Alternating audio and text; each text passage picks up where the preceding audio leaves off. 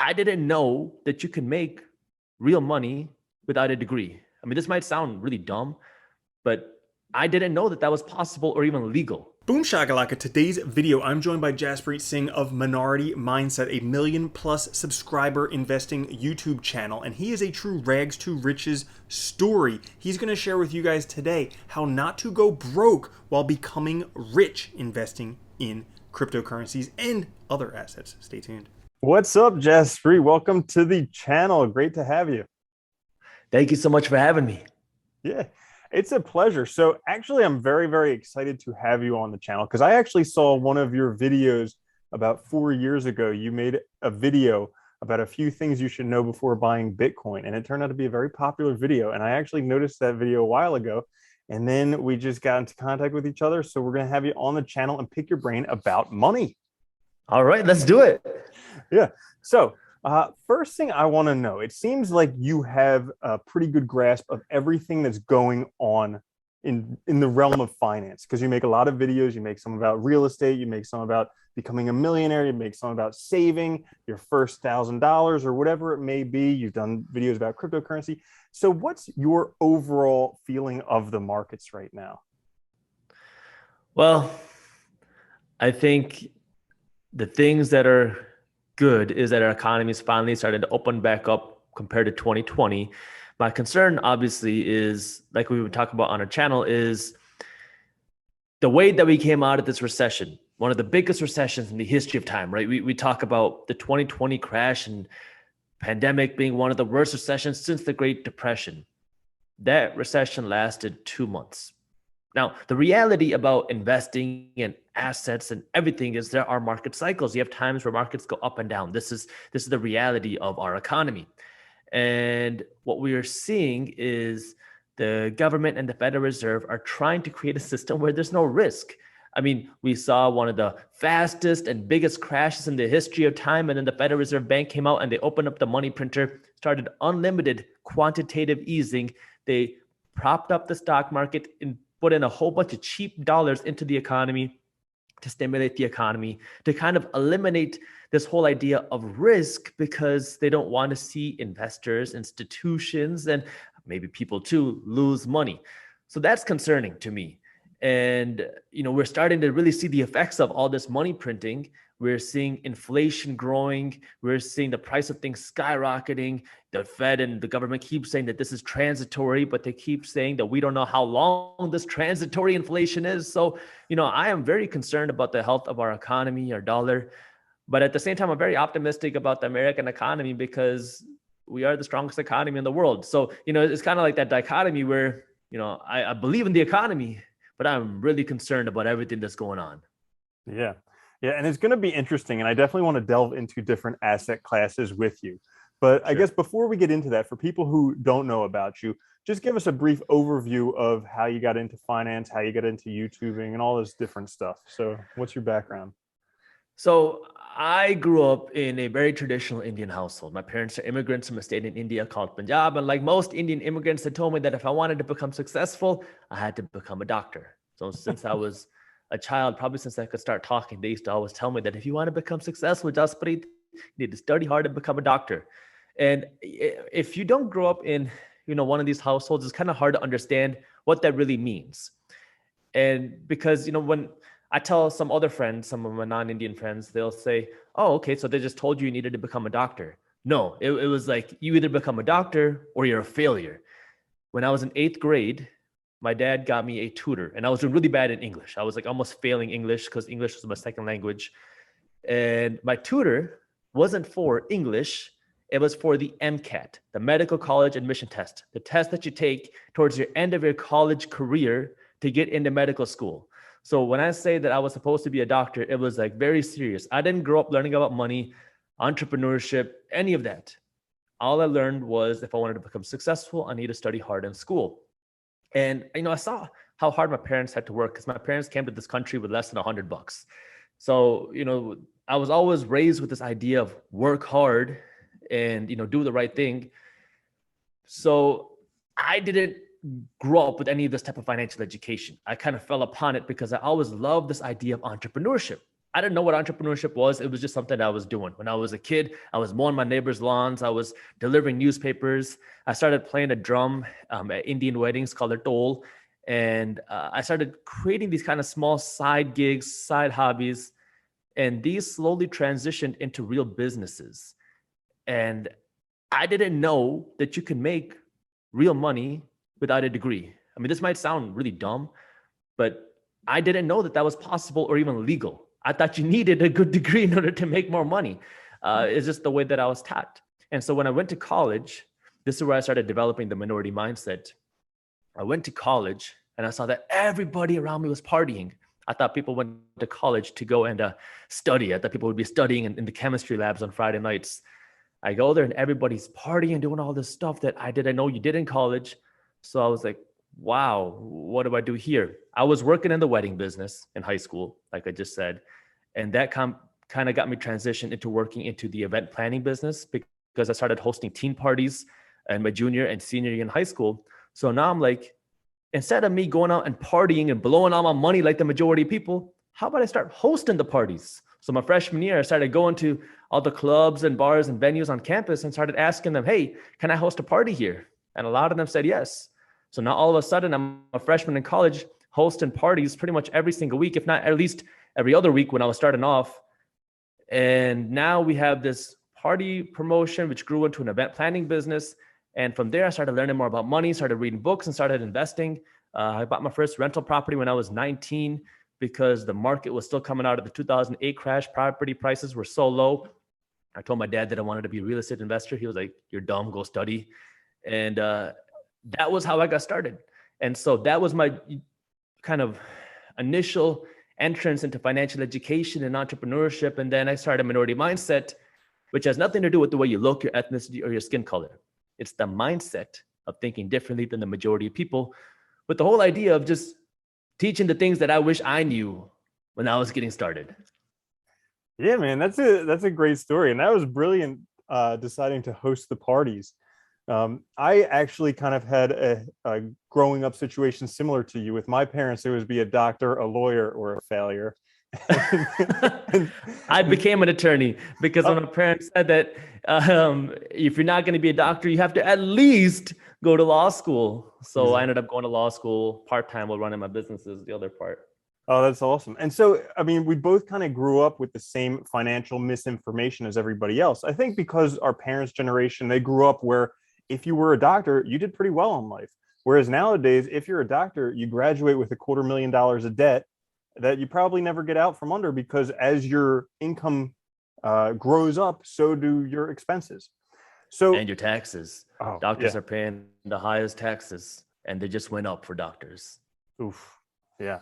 So a lot of people who watch my channel are kind of they're like getting started. So cryptocurrency is basically like you have $100 to $1,000, you plop it in crypto, it 5X's, all of a sudden, best day of your life. And so like, what type of advice do you have for people who I would say have like less than $10,000 to invest, maybe less than $1,000, how to kind of grow and build and really get that financial foundation that will last? That's a good start, as opposed to just, kind of blowing it. Well, the first thing is obviously understanding the difference between an asset and a liability. You got $10,000 or $1,000. Don't go to the Gucci store and blow it. Just because you got $1,000 doesn't mean you can afford a Gucci belt, which costs $1,000. Now, once we got that out of the way, what do you do with this money? If you're young, especially, and you're starting off, this is your time to take risks. The best way to learn is by going out and doing it. Obviously you should invest in your education, take classes, read books, do whatever you got to do to learn, but take risks. I made so many mistakes, and looking back, they're so dumb. I cannot believe how dumb I was. But if I did not make those mistakes, I would not be where I am today, because I was willing to take risks. A lot of people told me that I was stupid and I was crazy. But that was the reality. Is I didn't see the risk. I just saw the opportunity. And when you're young, especially, you're kind of naive, where either you're like, oh my God, what if this, and this happens and I'm going to fail? Or you're like, who cares if that happens? I'm going to try it. When you're young, you got to go for that. I'm just going to try it, because you are going to learn. No matter how bad of an outcome it is, you're going to learn something that with the next time you do it, you'll have a better opportunity to build more sustainable wealth. And the scary thing, nowadays is, like you're talking about, we have people in all markets, real estate, stocks, crypto, that are like, if I don't get 100% return in 3 days, it's not a good return. And, we have a very crazy market. We saw 2020, 2021 as a very crazy market. Just understand that sometimes markets go up and sometimes markets go down. And you don't really understand that. You can hear that and kind of say, oh yeah, I know that, but you don't know that until you really experience it and you see your portfolio get cut in half and nothing is turning around and everybody's screaming, everybody's selling. That's where real wealth is built, because that's where the majority of people get scared, they panic, they sell, and they run away. That's where you want to come in and you want to buy. Great advice. So now that we see the opportunities that exist there, I'm curious, what's your feeling on different asset classes? So you mentioned you have a background in real estate, you've made videos on cryptocurrency, we got the stock market, we have many different types of assets out there, just holding cash, even with all the money that they're printing nowadays. So like, what's your take on different asset classes? Which ones are safer? Which ones are a bit riskier? Do you see anything happening? So I'll tell you where I invest my money. I invest my money in real estate for cash flow. I invest my money in stocks. So this is ETFs and individual companies because I believe in the American economy. I invest in businesses because I believe in the innovation startups, innovative companies. And then I invest in gold, and not silver too much, but more on the gold side, because I could be wrong about the economy, and cryptocurrency for the same reason, because that is the movement. Now, I look at gold and cryptocurrency not as an investment, more as just an asset. I look at it more like money. It's a position of a place where I hold my money rather than an actual investment. I don't look to see, what is the price of gold today? Well, am I going to get better return? That's not what I'm looking for. It's just a place for me to put some extra money into real money. So everyone likes to know about portfolios, and not like talking numbers, but in terms of percentages. Like, are you willing to divulge how much, like, 25% in real estate? And the majority of it is real estate. Okay. That's the biggest position. Second is stocks. Cool. And when you invest in real estate, do you find those properties on your own? Do you work with a management company? I mean, you mentioned in some of your videos that you're a licensed real estate agent. So what do you look for? I purchased my first rental property when I was 19. I had no idea what the heck I was doing. I bought the property for $8,000 cash. And it sounds crazy. $8,000 cash. How can you ever find a property for $8,000? This is after the 2008 crash. The property, there was a small condo that I bought. The valuation, the previous owners, I think they bought it for somewhere between $120,000 and $150,000. When the crash happened, nobody was buying, and I was able to buy it for $8,000. Now, obviously, I got a little lucky with that.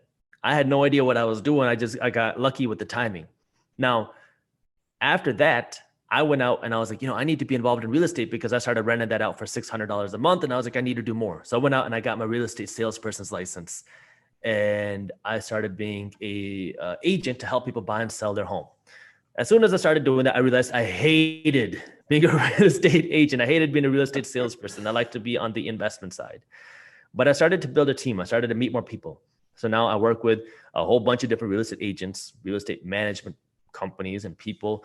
And I still have my license. I don't actively help people buy and sell homes, but I have my license because I like to look at properties myself. I get access to the real estate database. You don't need a license to do that, but I like it just because I can go show myself the properties. I'm involved. I like to go look at the properties. And then I also have management companies and agents sending me deals, because sometimes they're going to get off-market deals that they don't want to list, or they want to just sell quickly. If they know me, they know that, hey, if it's a good deal, I will close quickly. And so, I'm not looking at just one place. I will look wherever the deals are. And for me, I'm looking for ideally distressed properties. That's financially distressed or physically distressed.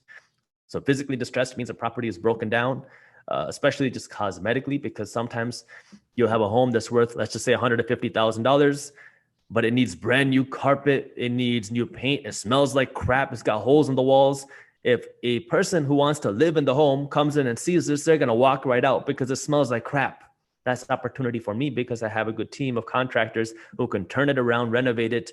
And so now this home that's worth 150,000 might be sold for 120,000. And it might only take me 10 or 15 grand to fix it up and get it rent ready. So now I can purchase this property for below market value because it's physically distressed.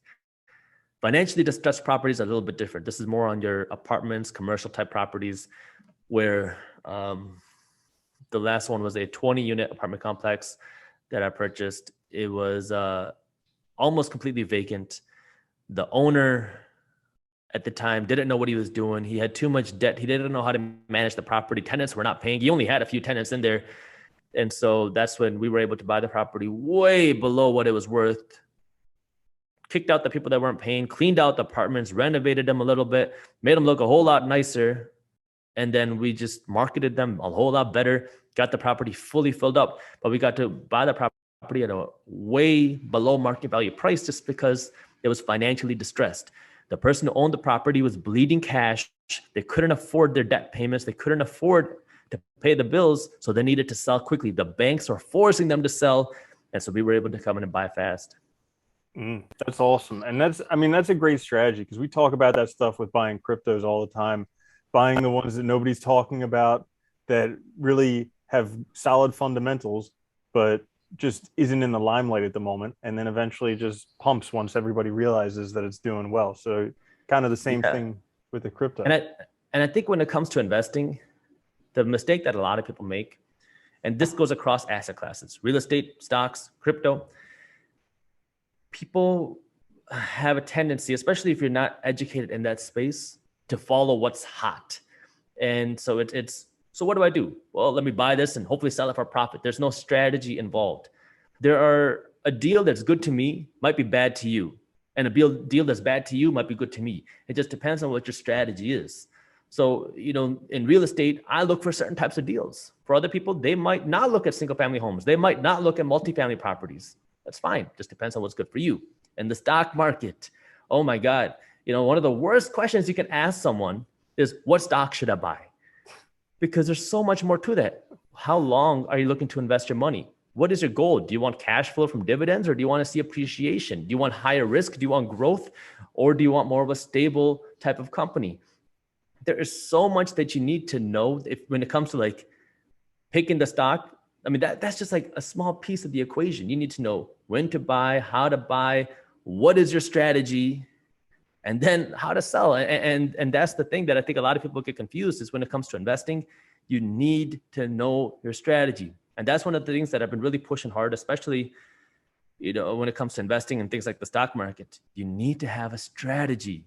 If you don't understand how to invest, you are going to lose money, because that's where people come in and they buy an emotion. They hear all their friends buying Tesla. Maybe it's a good investment. Maybe it's not. It just depends on what your goal is.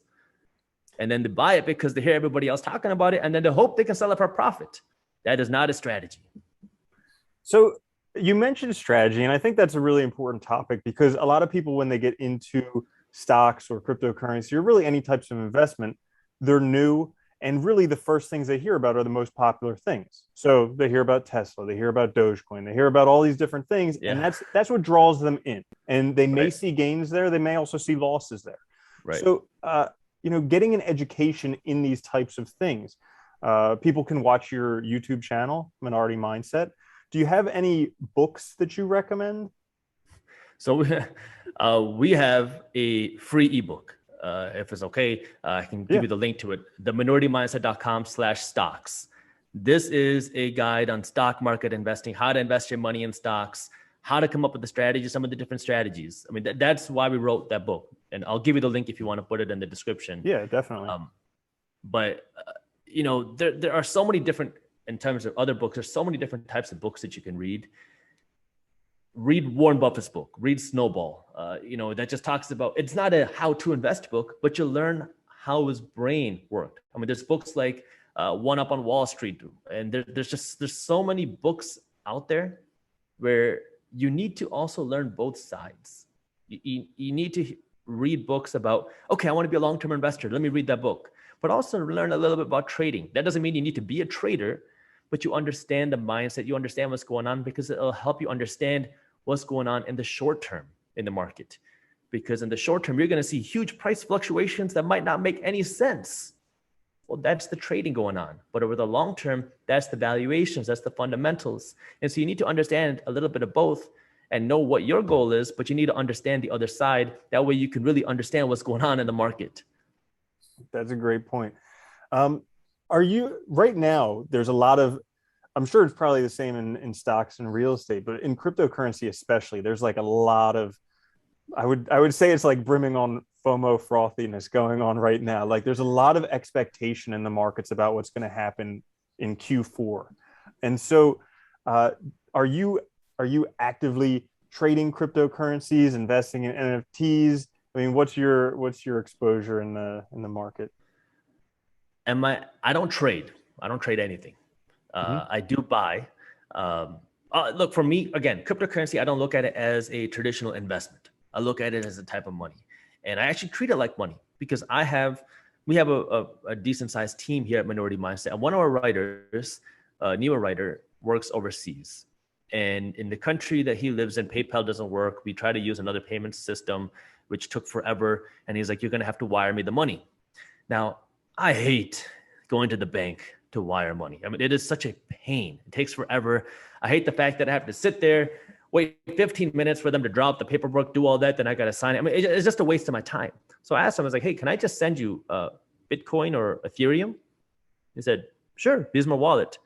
15 seconds later, the money is gone and he receives it in a matter of, I don't even think it was a minute, but he receives it very quickly. And I was like, holy moly, this is so much more efficient. It is so much faster. It is so much easier. Now, there's a lot of volatility, right? The price of Bitcoin and Ethereum today might not be what it is tomorrow. You can see wild fluctuations. If China bans Bitcoin, you're going to see variations. But in the grand scheme of things, I look at it more like money. And I don't treat it like a trade. That's the way I do it. You know, when I'm trying to build passive income, I'm trying to increase my income in that sense, I'm buying real estate. I'm investing in startups. I'm investing in the stock market to see that growth. With cryptocurrency, I look at it like money. You mentioned NFTs. Personally, I don't buy NFTs. I don't even buy art. So for me, an NFT is not something I would want to spend my money on.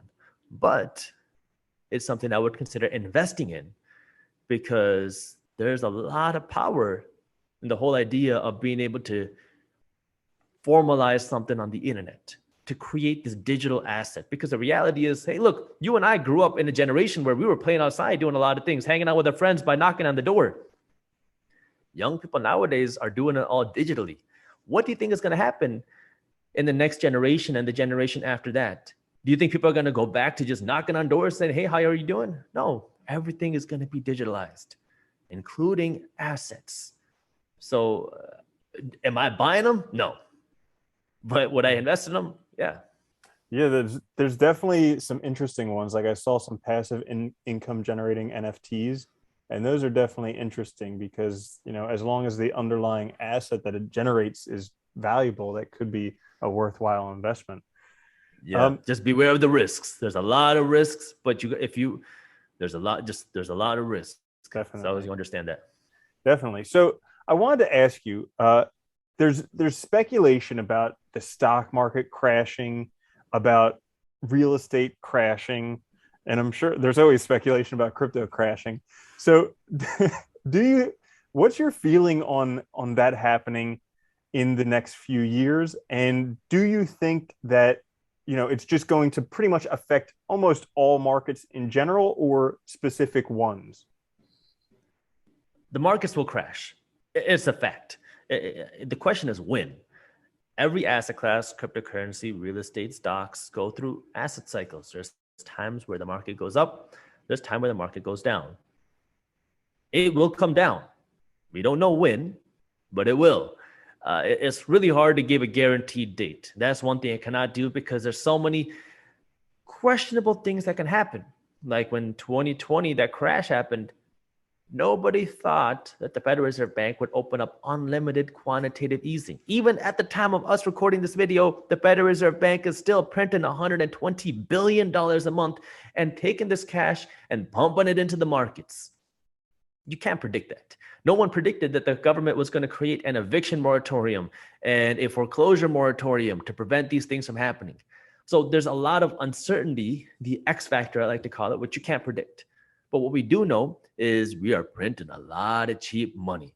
All this cheap money, all this cheap debt is going somewhere. Some people are using it to buy a whole bunch of liabilities. Other people and institutions are using this money to buy up stocks, real estate, cryptocurrencies, which means that a lot of people are hoping that we're going to continue to see growth. But this also creates risk. What you have to understand is there's so much cheap debt propping up all of these markets. And if these people and institutions cannot keep making their payments because they start to see a slowdown, they're not seeing the same growth that they saw before, now the default risk becomes so much higher, because it's not just, oh, I have $100 and I put my $100 in the market, and if the market goes down, I lose some of my money. No, you got 100 of your own dollars and you got 900 of the bank's dollars. Now the market goes down. The bank says, hey, give us our money. You don't have the money. The bank defaults on that 900. And now this is where problems arise. So, anytime you have so much cheap debt, it's not a problem when things are good. But when things go wrong, when things slow down, when things are bad, that's when it becomes a problem. Yeah, that's a good point. And we got that on the horizon to look out for. Definitely the X factor. So I don't want to keep you too long because I know you're a busy guy, but I'm curious, what parting thoughts would you have for everybody out there? What would you say is like some of your best advice for people in investing? The best way to learn is by doing. I made a video on our YouTube channel talking about my worst real estate deal ever. It was the only deal that I ever lost money on. It was such a pain. It was an emotional roller coaster. It cost me so much money, but I don't regret it. I mean, it was horrible when it happened. I couldn't sleep at night because nothing was going right. I was losing so much money. I didn't even have that much money at the time. But these are the things that you have to be willing to go through. You just like the biggest fear that people have when it comes to investing is, what happens if I lose my money? So what I tell people is just tell yourself that you're going to lose money. Because if you can just tell yourself and convince yourself that money is going to be lost, you're going to be much more willing to try, and you're going to be much more willing to do, because you're going to learn way more by doing than just by sitting on the sidelines. Because once you start buying, now you're going to start paying more attention. Doesn't matter if it's cryptocurrency, real estate, or stocks. As soon as you start buying, you're going to start monitoring. You're going to start monitoring the news. You're going to start paying attention to what happens. You're going to be a whole lot more invested into your own education as soon as you start putting your own money in it. And this could be money in actually buying, and then money into actually investing and learning. But you have to just do it. And you don't got to just come in with everything. Don't pour your life savings into just one asset. Start learning, but you need to buy, you need to try, and be willing to fail. You just understand that you are going to make mistakes. That is a part of the hurdle. Every single successful person on the planet today has lost money at one point or another. It is a part of the process. That is great advice. I think everyone can benefit from that. JASPREET, it's been an absolute pleasure having you. I'm going to put links to your channel down in the description and the pinned comment. We'll add the ebook in there as well. Thank you again so much for sharing the time with us, and I encourage everyone to go check out your channel. Hey, man, this was a great time. It was good talking to you. Thank you.